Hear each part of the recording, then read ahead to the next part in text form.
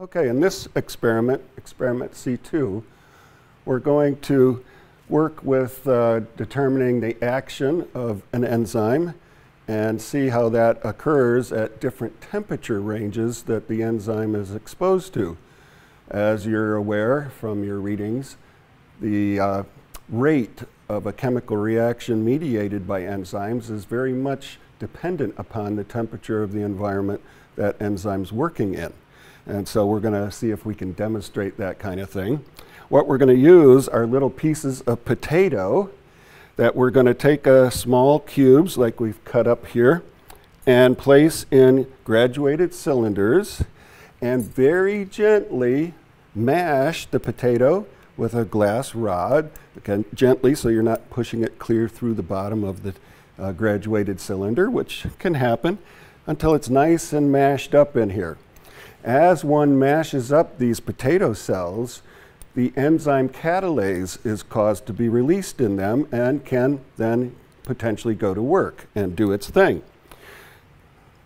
What we'll do is, once we have set up 3 of these little graduated cylinders that way,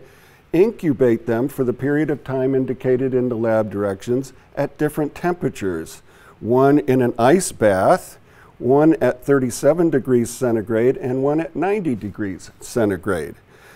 Before we place the graduated cylinders in the ice baths or different temperature baths, we're going to add a little donut, weighted donut, to the bottom of the graduated cylinder like that to keep it upright so it doesn't tip over and spill into the liquid in the bath.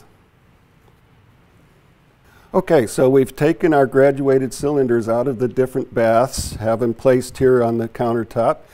and we're going to add some hydrogen peroxide to each one, 6 milliliters of hydrogen peroxide, which will react potentially with the catalase enzymes that have been released and hopefully doing their thing